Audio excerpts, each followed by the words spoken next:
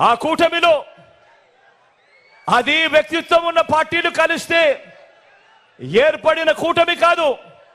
అది మిగతా పార్టీల్లోకి చంద్రబాబు తన మనుషులను పంపితే ఏర్పడిన కూటమి.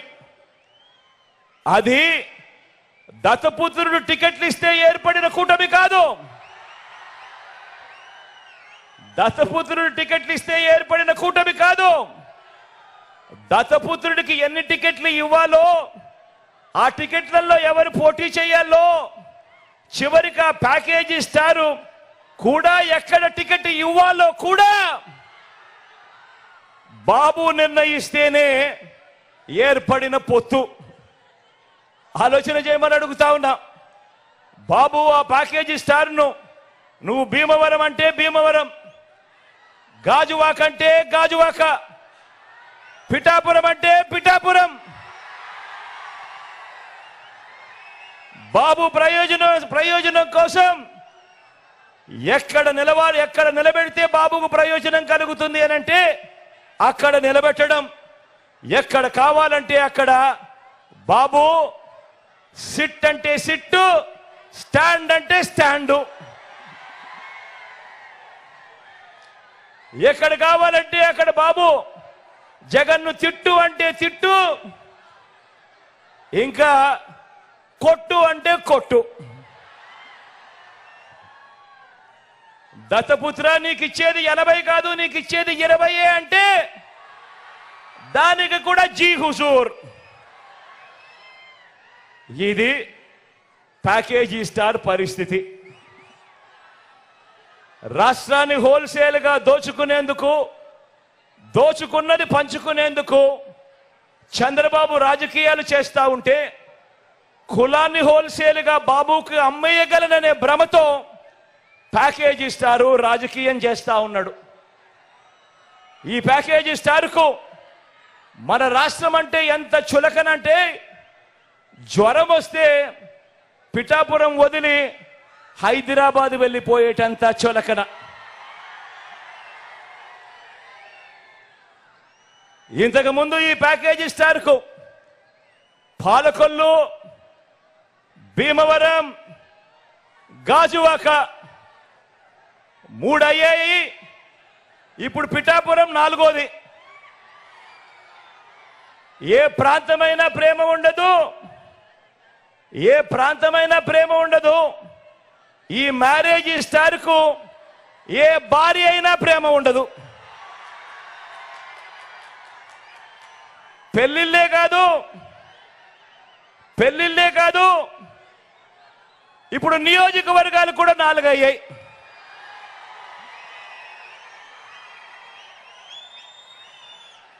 మామూలుగా ఇక్కడ ఒక సామెత ఉంది, చాలా ఫేమస్ సామెత కూడా. పెళ్లికి పిఠాపురం వెళుతూ వెనకటికొకడు పెళ్లిని శంకర పట్టుకుని వెళ్ళాడన్నది సామెత. ఆ పిల్లిని చంకన పెట్టుకొని వెళ్ళింది ఎవరా అని ఇంతకాలం ఎవరికి అర్థం కాలేదు. కానీ ఇప్పుడు అర్థమైంది, చంద్రబాబు తన చంకలో ఉన్న ఆ పిల్లిని ఇప్పుడు పిఠాపురంలో వదిలాడు అని.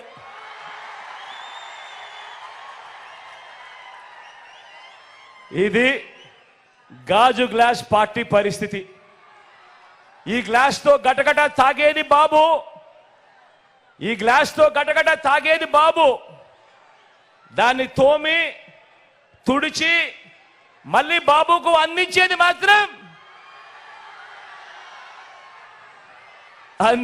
మాత్రం ఈ ప్యాకేజీ స్టార్. ఇక ఈ కూటమిలో వదినమ్మ గురించి మాట్లాడదామా? ఈ కూటమిలో ఉన్న వదినమ్మ, బాబు చేరమంటే ఈ వదినమ్మ కాంగ్రెస్ లో చేరింది.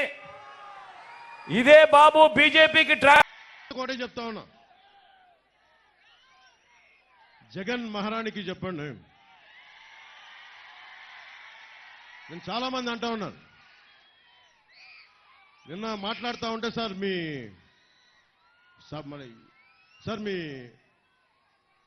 4వ పెళ్ళాన్ని కాకినాడలో అవమానం జరిగింది సార్ మీ 4వ పెళ్ళానికి అని. నాకు అర్థం కాల, నేను ఎప్పుడు అన్నీ మర్చిపోయా. ఏంటి అంటే చెప్తారు నేను. సో జగన్, నువ్వు నా వ్యక్తిగత జీవితం గురించి అన్నప్పుడల్లా నేను చాలా నియంత్రణతో ఉంటాను జగన్, గుర్తుపెట్టుకో. అలాగే వైసీపీ లీడర్లు కూడా చెప్తా ఉన్నా, నేను చాలా తెగించి మొండి మనిషిని. జగన్, నువ్వు పెళ్ళాం అన్నావు నా వ్యక్తిగత జీవితం గురించి మాట్లాడినప్పుడల్లా నువ్వు నా 4వ పెళ్ళామని మాట్లాడి అందరూ మాట్లాడతారు, గుర్తుపెట్టుకో.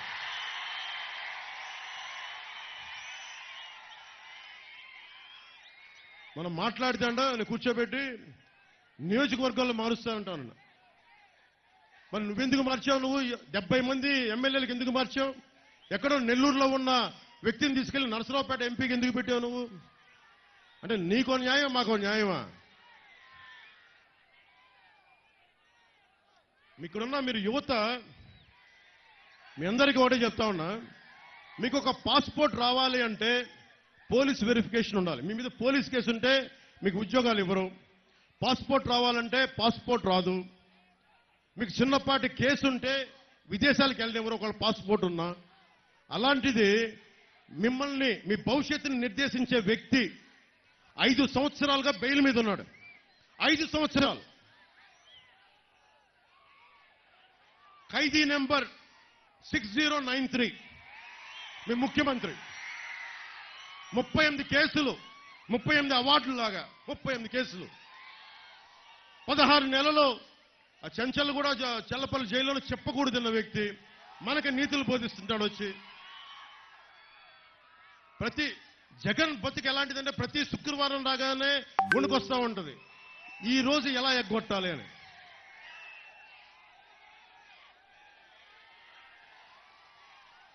జగన్, మేము వచ్చాక నీకు ఒకటి చెప్తాంలే, నువ్వెక్కడ కోరుకుంటే అక్కడ YS Jagan exclusive central jail ప్రధానమంత్రి గారితో అడిగి మేము పెట్టిస్తాం.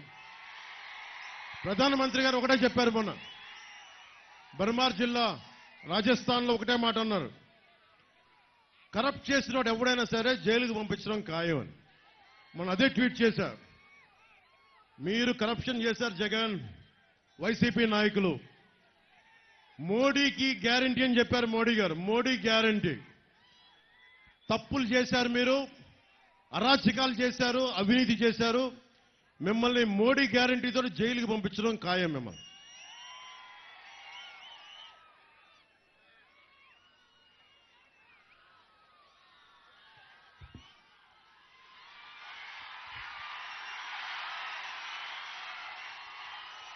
బాగున్నా. ముఖ్యంగా నా పచ్చబొట్లు పెట్టుకున్న అభిమానులకి, మీ అందరికీ ప్రతిసారి రాజమండ్రి వచ్చినప్పుడల్లా, తూర్పుగోదావరి జిల్లా వచ్చినప్పుడల్లా గుండెల్లో నా పచ్చబొట్టు పెట్టుకొని, నాకు నిజంగా అంత అర్హత లేదనుకుంటాను. సో మనస్ఫూర్తిగా మీ అందరికీ ఇంకో ధన్యవాదాలు.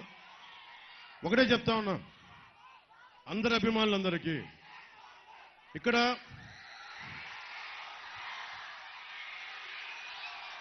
మెగాస్టార్ చిరంజీవి గారు అభిమానులు ఉన్నారు, రామ్ చరణ్ గారు అభిమానులు ఉన్నారు,